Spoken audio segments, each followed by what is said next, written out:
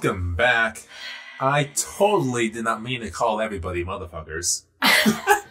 Yes, you did. I did. But that's okay. Mike will be rejoining us in a minute. Captain Jack Sparrow had to go outside and go potty. So potty poops. Yeah. So for this hangover, we have a couple topics to talk about.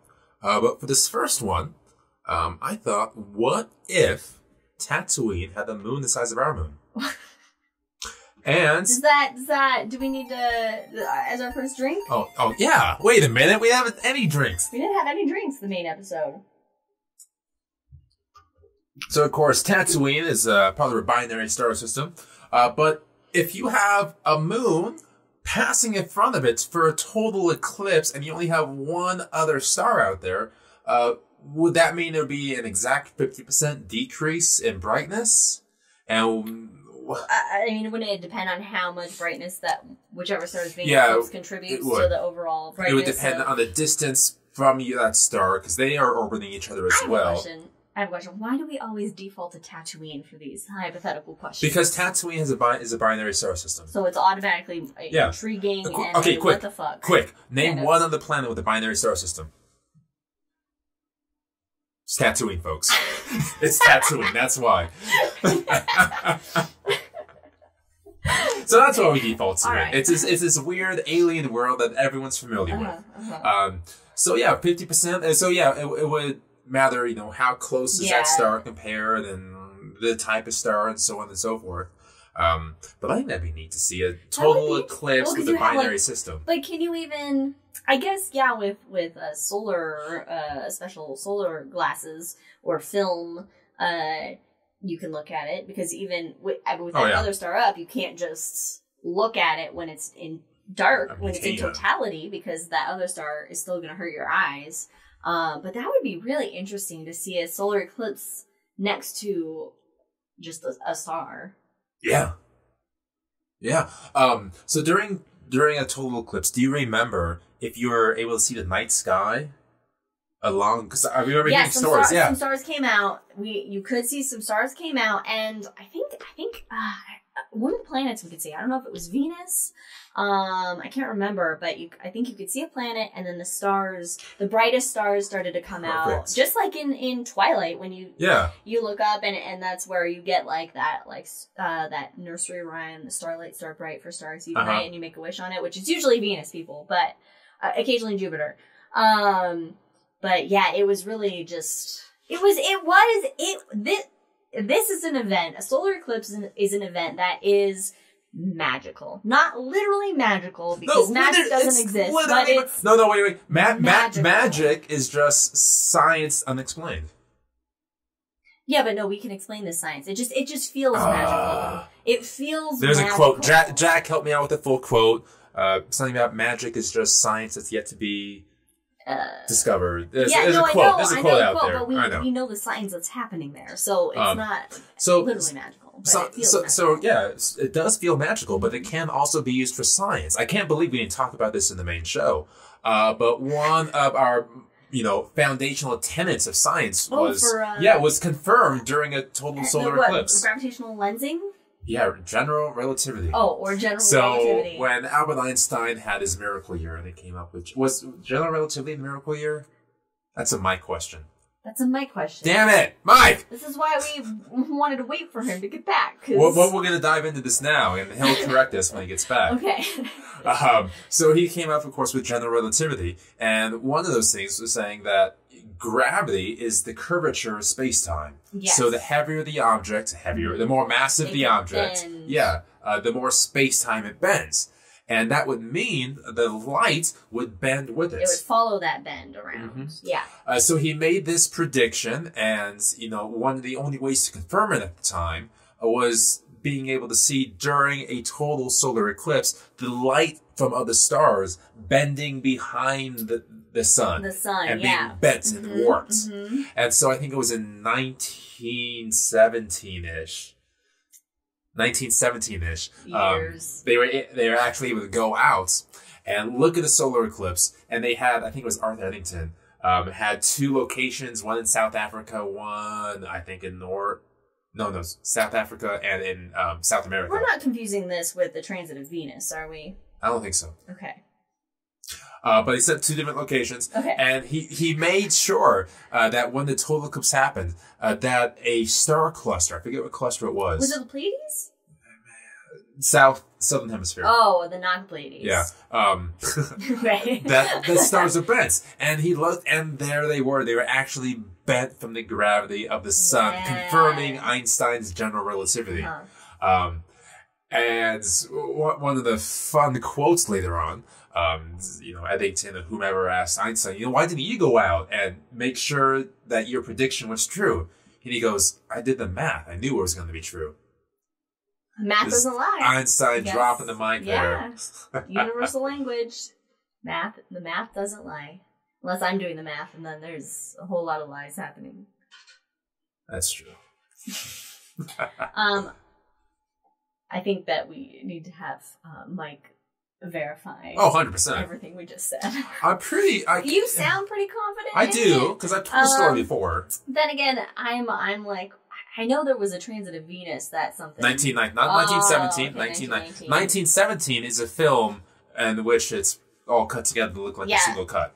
Yeah, that was good. Which was fun. 1919. My mistake. We need you to verify our story for us. So he's coming back right now. We told him this would happen, that he would come back. We would mention him walking behind the light setup.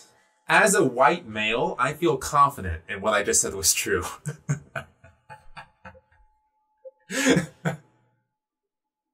Found him.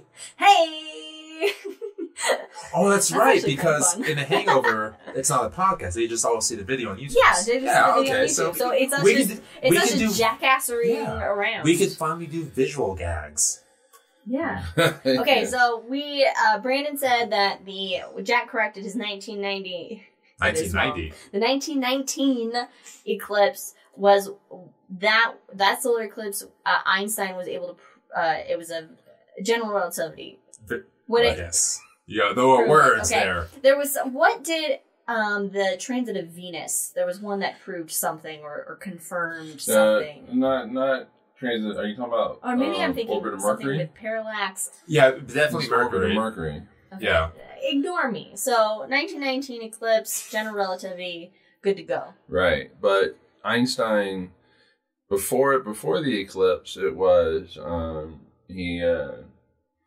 So if you look at the orbit of Mercury, it kind of precesses around the sun, and Newton's theory of gravity does not. Yeah, he couldn't figure that out. He was kind of upset by that. He wasn't able to calculate exactly that precession, but general relativity does, and that was actually the first test, and so that's why Einstein could do that quote that you said about the math, even though he didn't do the fucking math. He had somebody else do the math for him.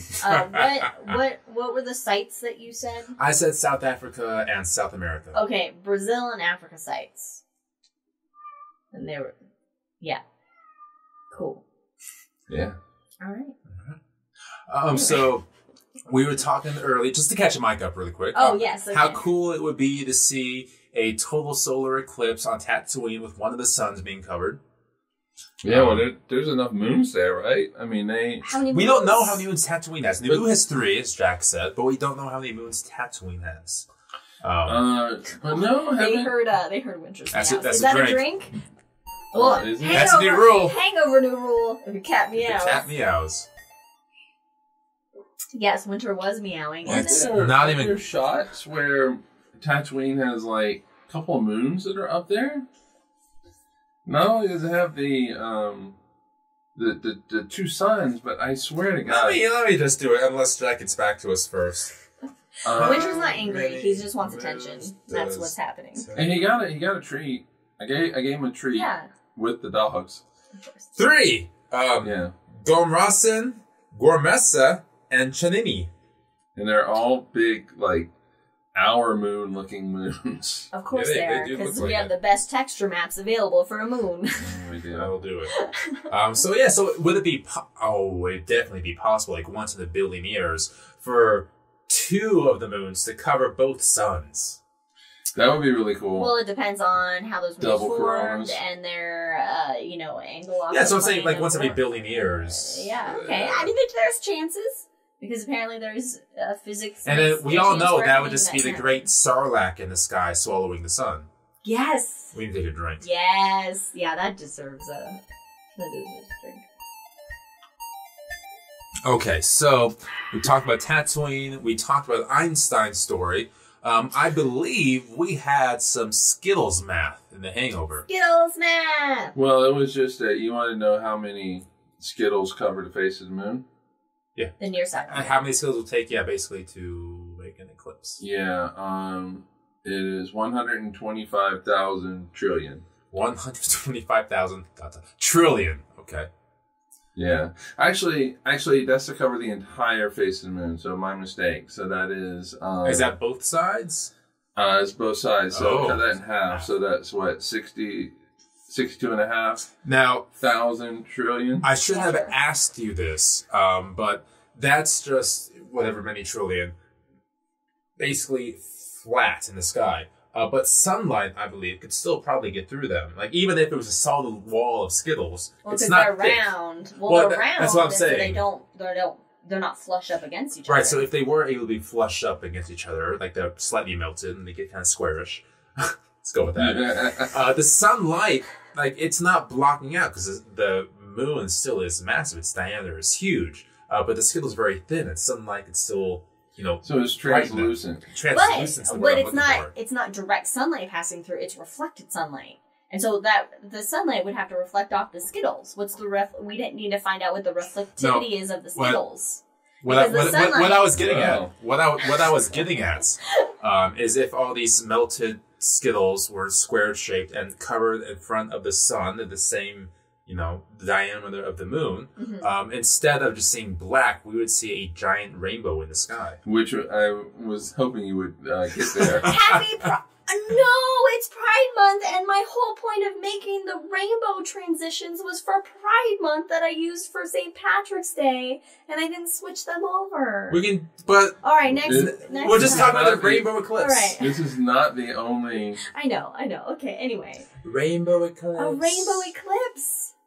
Yeah. Well, that depends I how thought the that's where you were Skittles... Well, going. no. Yeah, when you were I gotcha. But that I gotcha. depends on the layout of the Skittles, because you would need to have all the blues, all the greens, all that. But if they're all intermixed with different colors, it's just going to be brown. If we have the technology to make 12 billion trillion Skittles, we have technology we to make color that code many them. daily. That's not true. It's That's not. impossible. We know how many they make daily. Check out our Skittles episode. It's I also 200 million. made a low-key Star Wars 200 reference million a there. day. Did you make a load? That's not true. That's impossible. That's said in every single movie, I feel like. That's not true. That's impossible. I don't know. I say that all the time. My intent. Well, it doesn't matter. I'm going to drink anyway. By the You're the only way, one. That's fine. to make all those Skittles, Yes. to cover the moon would take 800,000 years nonstop Skittle production. Get on it, Skittles. Yeah. What you doing with your life? Jack says the movie Coneheads, which I love the movie Coneheads. I haven't seen it in so long, but it's like classic. It had a triple eclipse on Remulac. Narfol the Gathok apparently caused that eclipse. Remulac. Maybe, No, that's Mars those Attacks. facts. That's Mars Attacks. What was I? maybe we watch Coneheads tonight. I was just thinking that. We can watch Coneheads. That's like a mock moment in Star Trek. Narfor the Gothak and the Eclipses. Timba when the walls fell. Shaka. Shaka when the walls fell. Timba, the sea around. I don't remember. Liz with the wine. I could just say Davison, and okay, we get it. All right. Anyway. So I've had some thoughts. Liz has had some thoughts. What are some thoughts for you, Mike? If you ever have a chance to see an eclipse, Do do it. it. Do it. I mean, it's amazing. Solar eclipse. Yeah, solar I mean, eclipse. lunar eclipse It's is fun. cool, It's but fun. it's like, So at the end of the year, I believe it's in November, there's another one. It'll be down in lunar Antarctica. eclipse? So summer in Antarctica, solar eclipse. MacArthur Station. Get on it. It is. That's where you want to be. Great. Um, That's never where anybody really wants to be. I kind of did. Beautiful. I tried. But did you actually want to be there, or you just wanted to be there for the opportunity that you were applying for? Oh, absolutely. I wanted to spend the winter there. Absolutely. But did you want to be in Antarctica? Like you were excited to be? Okay, so here's the thing. I wanted to be in Antarctica. In a physical place. For the opportunity and the once in the winter when I have 6,000 layers to go outside with all lights off and see that sky. Oh. To see that sky in the world's driest desert with no lights around you and only you, the thoughts, the cold, and the sky. And you wouldn't recognize anything up there because it's the southern hemisphere. I know it by then. I studied the hell out of it. No, you'd look at the real thing and get disoriented because we know how that works with you. Do they have people there in the wintertime? Yeah, they do.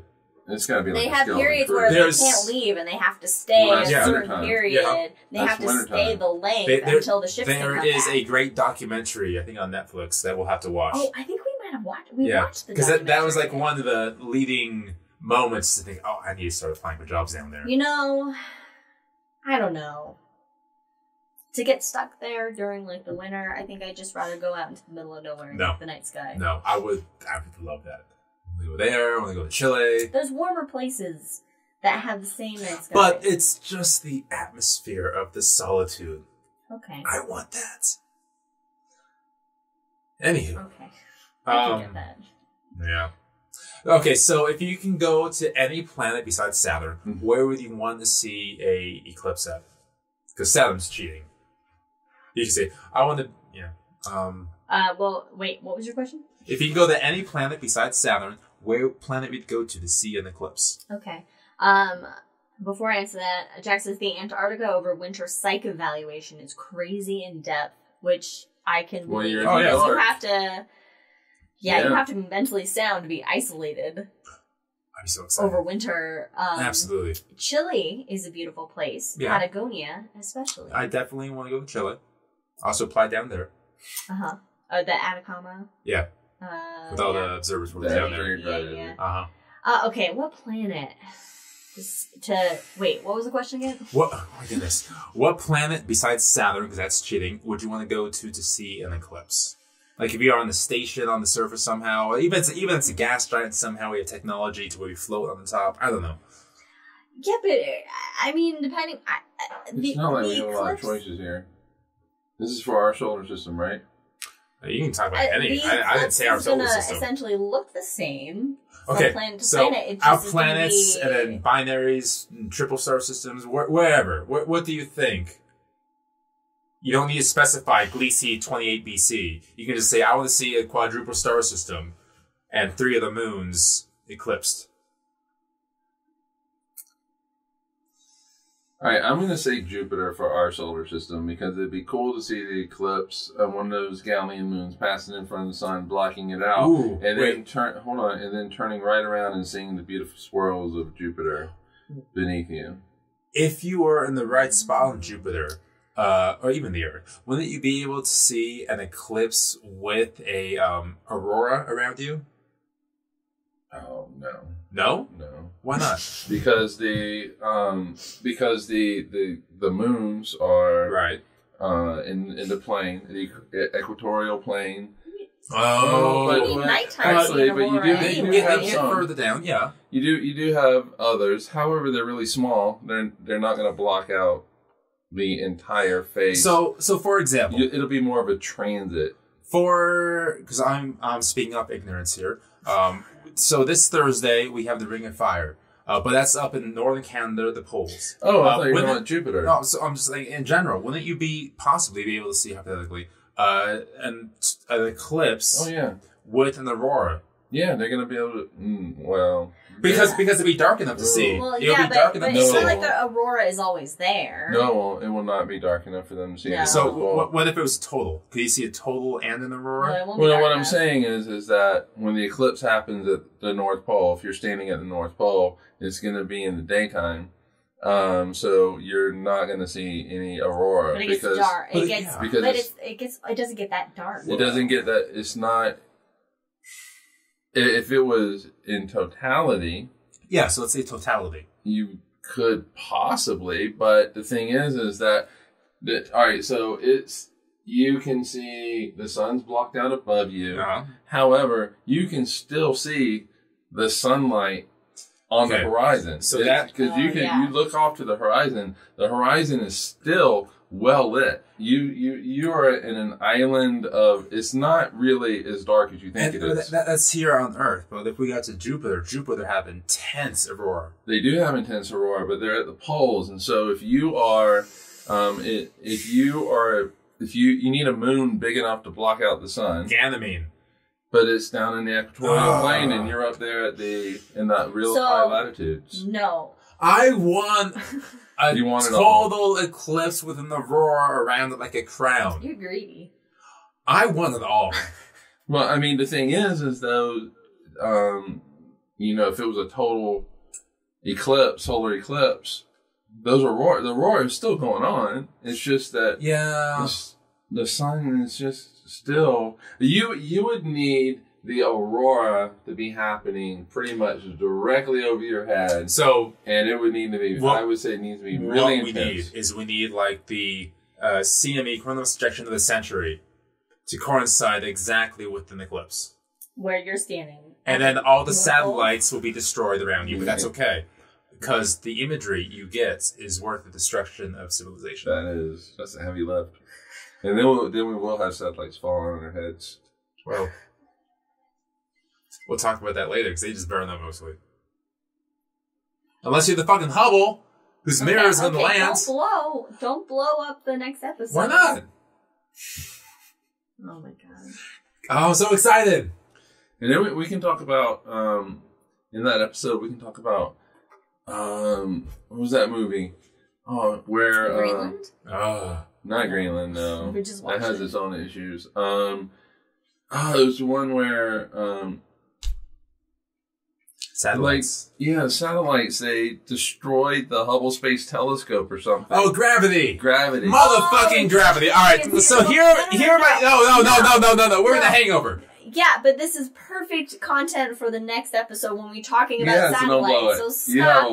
You have a week. You can do it. You can rant after we turn the things off at us. Katie says we love and excited. Because the thing about gravity is that you see the Chinese Chang'an station. Well, she muted me. Guess what we're talking about next time in the Hangover. In the Hangover, we're talking about gravity. Anyway, next week, not in 2 weeks, but next week. We need to tell everybody why.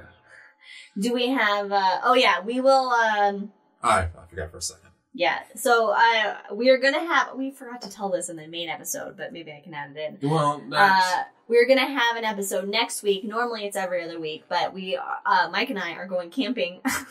And I will be going to Mississippi, And Brandon's traveling for work. So we are going to have an episode next Sunday, the 13th, as well. And then 2 weeks after that. And then... What's after that? We'll have an episode.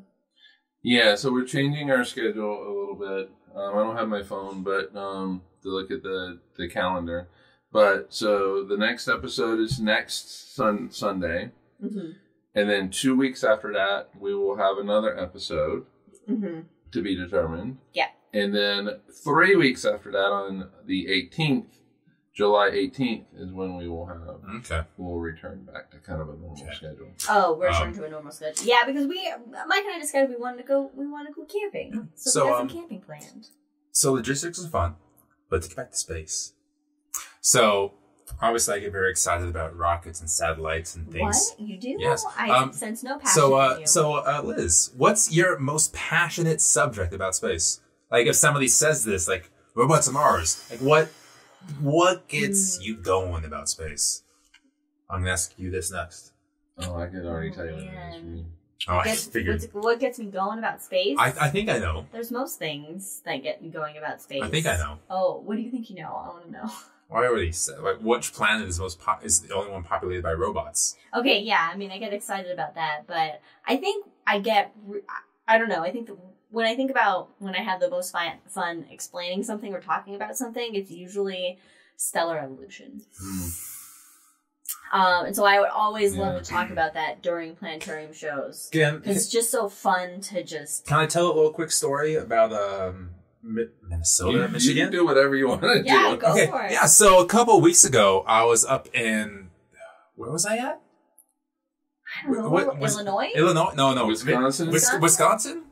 I mix up Wisconsin and Minnesota all the time. So I was somewhere... Wisconsin's on the Michigan side. I was somewhere up there in a small planetarium, installing things. And he goes, yeah, let me, just to test it, bring up this little mini clip I always show the school groups. And he brings it up. And it's the Hertzsprung-Russell diagram, which explains, where stars are at. And that was in Wisconsin. Wisconsin, yeah. Where stars are at in their lifeline. And I think this looks really familiar. And we had a question about it because something was showing up on it that wasn't supposed to be there. So I call Mike because he's my go-to in this situation. I go, hey, Mike, I got this image up of the HR diagram and something's not appearing. And let me just kind of show you what's going on. And so I show him the pictures and things. He goes, wait a minute. My wife made that. So Liz had made this little vignette of this Hertzsprung-Russell diagram years ago. Oh, yeah. And I'm up in the middle of the north somewhere, and this guy's like, oh, yeah, I show this all the time. And it was just great to see that Liz's contributions are still being made an impact for people around the world. I love that. That made me happy. Yeah, that's a well-liked submission. Oh, yeah, it was solid. That makes me happy, because I had a lot of fun making it. I remember. And I showed it all the time. I really liked, if you Google Hertzsprung-Russell diagram, it's Didn't basically... we talk about that last time? Yeah, we talked about it last time. Definitely. But it's basically a graph of star types, essentially, and showing them where they kind of fit in with luminosity and whatnot. Make more things. Okay, I would like to point out, Katie, maybe you should make more things as well. Boom. Wow. Anyway. Okay. But I had the idea to then basically take the stars that are in the graph and then put them like where they are in the sky, so you kind of just have like, oh, it's that star that's right here in this graph. But anyway, so stellar evolution, because I find it really interesting, and that whole universal recycling process that happens through, because stars are basically the life force of the universe, essentially. Let's rehash it. Universal recycling. Universal recycling. And so I get really excited, and it's something that's just fun to think about, and something that I don't need to know the math for, that I can understand it and explain it in ways that are understandable without having that technical knowledge and that mathematical knowledge. Yeah. And it's something that I think translates really well and is relatable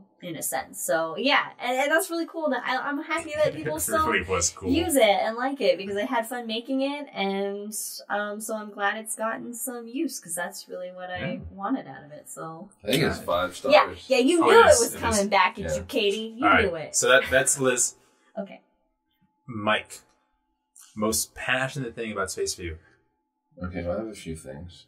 Oh, you get one. You get one. No. No. I haven't done much talking today, so I'm gonna get more. Because you were gone. No, even in the main episode. You talked. I got the bees, Big Bang, and black holes. And the bees. This guy's keeping track of what he talks about. Because he thinks they're the bee's knees. Jesus Christ. Oh, God. That's not worth a drink. No. Alright. Physics in movies. That gets me passionate. Anything, okay. Again, math, that's everything. Wait a minute. Anything math. It's like, there have been times we've been watching stuff and there's been math in the background, like on a blackboard or something. And well, that was me the other day. Well, yeah, this happened the other day, but it's happened before. It was like, pause it so he can see what the math is that's on there. It's fun. Mm-hmm. But I don't know what it is. So I said, that's a triangle, but it turns out it was like an so triangle's delta, a change in the knob, but then it was an upside down triangle, which meant something else. This is a gradient. Wait, gradient. I thought, okay, a regular triangle is changed. Yes. I thought upside down triangle was changed. No, it's just a regular triangle. Upside down is the gradient. Okay. which I didn't know. I don't even know what that Okay, means. so there's got to be one thing that tickles your fancy or floats your boat. I would say black holes. I was thinking black holes. I mean, you did your thesis on black holes, but anything that's like a quantum aspect. Yeah, there's just so much that I get excited about, but I really like. I guess if I have to choose one, pick one. What's it would be black holes. There we go. There we go. There's just so much to black holes. Whether because it really is the marriage of quantum physics and general relativity. It has to be. These are the simplest things in the universe. Mm-hmm. You essentially just need 4 numbers right now to you need mass.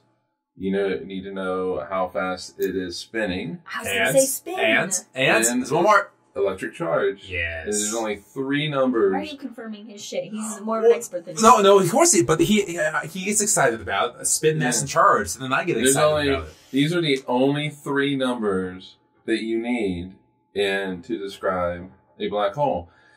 That's it. So if you have the most complex bodies in the universe. It's the simplest. No, it's the simplest, but at the same time, it's the most complex because when you think about a blank hole, your brain starts to melt, or at least that's what happens with me. I got you because it's so. Because it's not, the most. I would say a black hole is the most hard to comprehend, unrelatable object to think about. But you have no contextual. But at the same time, as confusing as it is, it's also a simple idea. No, I'm what not if you dug a hole so deep, nothing could have... That's it. But then when you think about it, I think it's really confusing. I mean, the first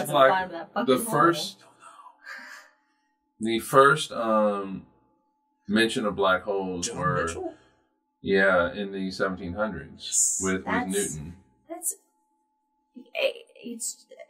It's amazing to me that we have so long ago, without the technology we have today, that we've been able to figure out the things that we've been able to figure out. Right, but for black holes, you need 3 numbers.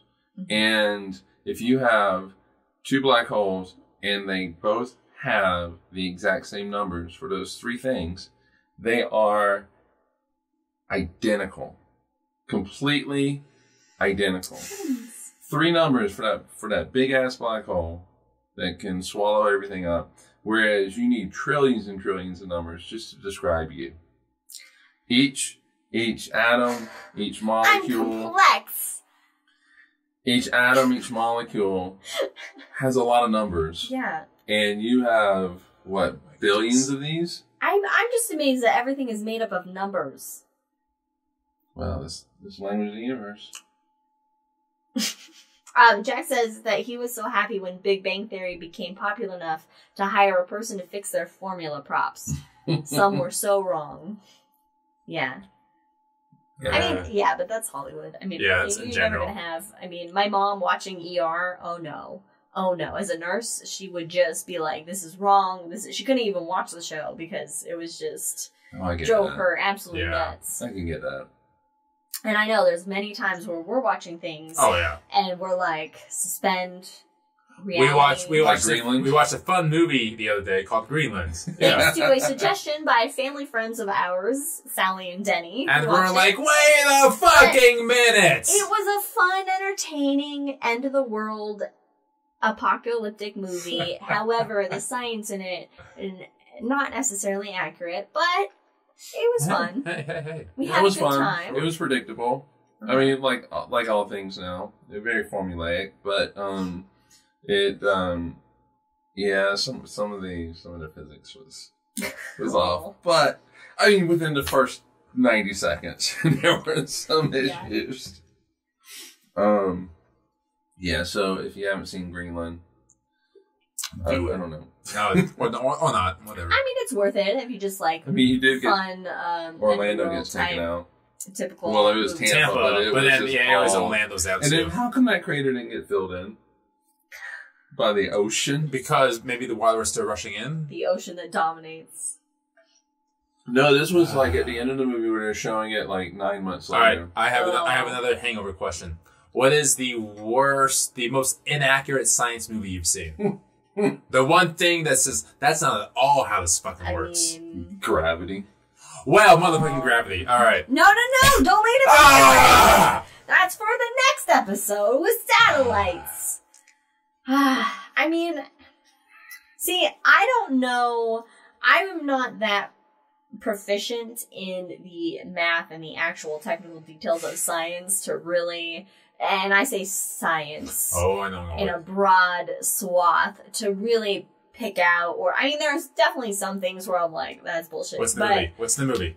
But I don't know. I can't think of it at the top of my head. Ad Astra. Ad Astra was a terrible. Oh, that was a bad movie just because it was a bad movie. No, we call it Bad Astra. Yeah, thanks. You're not original with that. Thanks, friend of the show, Brandon. I didn't make it up either. No, you didn't. It's been What's in Ad Astra? Brad Pitt. Brad Astra. Brad Astra. Brad Pitt goes to find his father, Tommy Lee Jones, who's somewhere beyond Pluto or some shit like that. And there's like a monkey in space. Yeah. Also, it's all in his head. Look. Here's how I watch movies. Okay, basically, if I'm entertained and I have a good time, I'm gonna like the movie.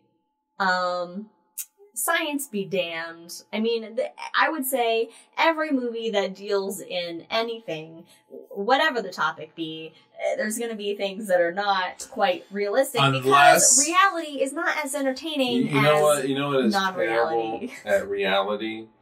Star Wars, Star Trek. Oh, so that. That's why techno. All right. That's why all those space fights. Well, that's why techno babble exists. They can just do away with inertial dampeners. By the way, are the greatest invention in Star Trek, beyond light speed even, because the ability to accelerate beyond the speed of light without feeling inertia to just destroy your innards. Are they real? No. That is severely the most underappreciated technology in the Star Trek universe is inertial dampeners. Is it real? Could it be possible to make inertial dampeners in real life? Okay, so in future, I know you asked this to Mike, but I did ask this to Mike. I'm not looking at you at all, and that's why I'm taking over. So one of my other favorite science fiction technologies, because this is the Hangover, is in Futurama and how the ship travels. It's not the ship moving; the ship moves the universe around it. So it's able to have space. It warps space-time. So it's able to keep everyone inside alive while still getting to the destination. Okay, what are the physics of this? Fancy physics, man. How real are they? It's not. Yeah, they're not. Okay, thank you. But we allow it because it's fun and you gotta have it. You gotta have it because I'm sure if you go, the ability to travel across space-time is not possible, then it just makes life like, we're stuck here forever on a dying planet. Just or dying walking downstairs, you're traversing space-time. What? Anytime that you move, you're moving through space-time. Okay. Oh no, I can't. But not like. But you're talking about Star Trek though. Yeah. So talking about like great distances. So, but I'm sure what happened is that Gene Roddenberry did an episode of Star Trek, but then there was a physicist that watched it and goes, "Hey, this is cool as shit." However, they would be goo. So you need to fix this problem. You need to fix this problem, and inertial dampeners were invented. Fucking phenomenal. The great thing though that whether it's physically possible, and I don't mean physicals and but I mean physically possible. The great thing about a science fiction and all of our movies is that we imagine and invent things that aren't real at the time, but then we make them real. So there's always kind of that hope of, like my mom says, she's counting on warp drive. There's always that hope. There's that maybe in the future, however many years that is. NASA scientists have said that you can do it. So.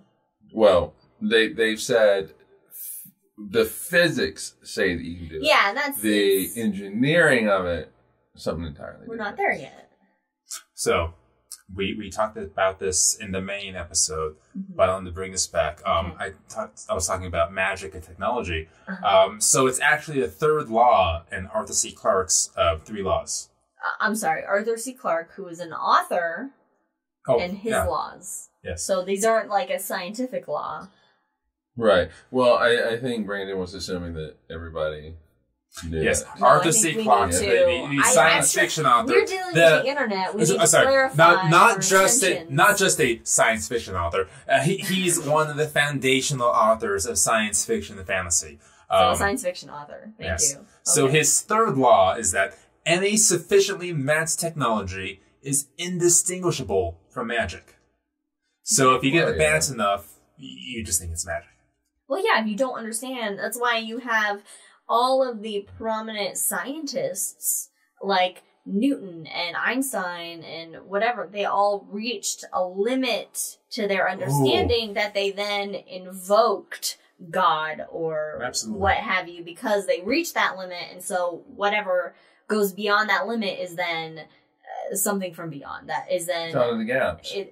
Yeah, so, I mean, of course, if you don't understand it, if you have no contextual awareness or anything to explain what you're seeing or what you're experiencing, then yeah, it's magic. May I read the other two laws? Yeah, okay. These are different than Kepler's laws of planetary motion. A little different. Right, They are not real. Okay. They're also different than the U.S. Constitution laws. Yes, these are just... All right, number 2. This is fun to read. The only way of discovering the limits of the possible is to venture a little way past them into the impossible. Yeah, okay, I like that. I like that one, yeah. And number 1, since somebody's not listening, when a distinguished but elderly scientist states that something is possible, he is almost certainly right. When he states that something is impossible, he is very probably wrong. Which actually makes a lot of sense. Because isn't it, most great ideas are made by people under the age of like 28 or something like that? Like if you don't get your Nobel Prize, or if you don't do the thing there we go. That's going to get you your Nobel Prize by 28, chances are you're not going to get a Nobel Prize. It's similar to, if you've seen, not Brilliant Mind,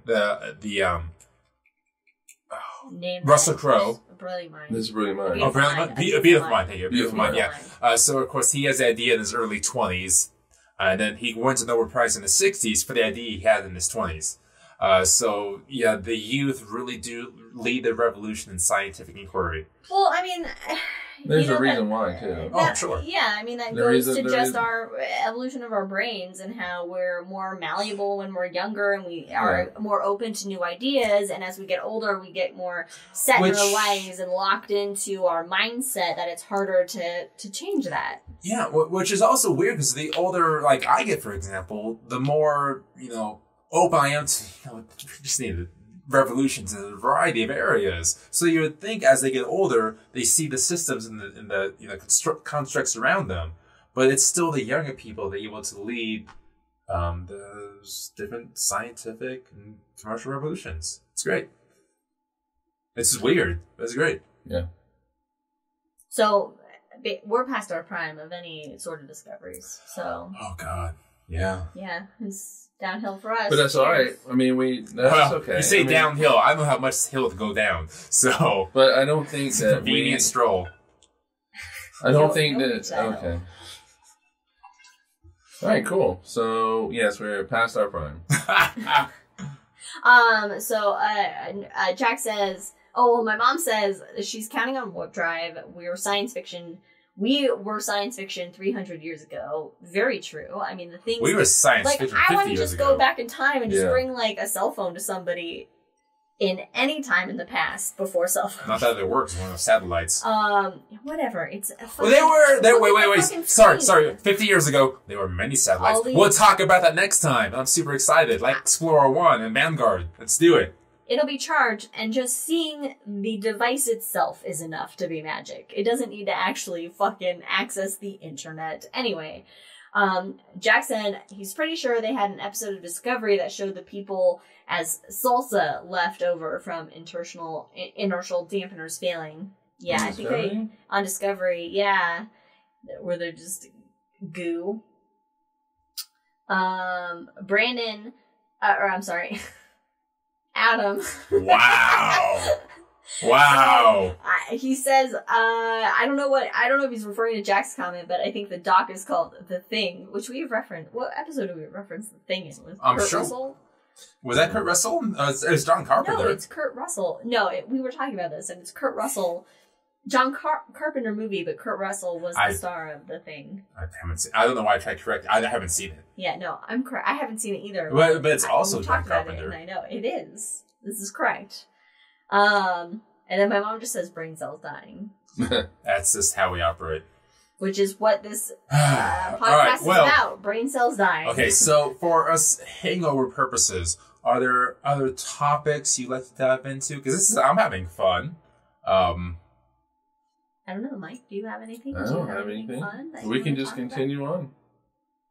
Continue on talking about what we were talking about. I guess we can just carry on our wayward son. I'm going to do my jukebox. And then I was going to say just keep calm and carry on. Done, lay your weary head to rest. Very musical. Don't you cry today. no more. Okay, so if you go back, I'm typically always musical.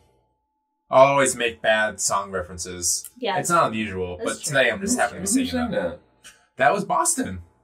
Oh, was that Boston? Yeah, that's Boston. I mean, I can hear it, but don't you cry no more. Yeah, and that's the Hangover. I think that might be where reaching the peak of it is. All right, so in that case, ladies and gentlemen, not motherfuckers, join us next week as I'm going to say we, but really I am going to get super excited about satellites and why they don't fall on their heads. It won't be just about why. I feel like... Wait. So I apologize. Continue. I feel like there's going to be a lot of correcting from Fancy Physics Man over there on whatever you're talking about. Oh, no. I'm just going to sit here. I'm going to have my shit down. I'm just going to sit here. Oh, okay. I'm going to have my shit down at this point. Thank you for your participation. So it will be why won't satellites fall on the head, but also what satellites are up there. Where will they go when they land? Because I remember visualizing all the satellites on the dome, and it was just absolutely overwhelming. Well, yeah. Well, that's... understand how much shit is up there. That's space debris. Space debris and satellites are two different things. Well, a satellite is any object in orbit around another body. The moon is a satellite of the Earth, so technically anything in orbit around the Earth is a satellite. The show's going to be about man-made satellites, right? Yeah. And human-made satellites. Debris is a satellite. Okay, there are a lot of human satellites. But I am beyond excited for this. And there will be a death fight over debris as satellites. And it'll just it won't be a death fight. It'll be here's a sentence and we accept it. Okay. Satellites from China. That's another conversation. Katie says it's going to be spicy next week. Yeah, it's going to be spicy, maybe a tad salty. We'll see. All right. I'm ready. I'm going to talk about this. It's going to be fun. The moment we stop this podcast, I'm going to keep talking about satellites. And we're going to walk, Mike and I are going to walk away, and Brandon will be here by himself talking. I am about ready to walk away now. Yeah. So I'm like, what about the indie? Okay, all right, we'll wrap it up.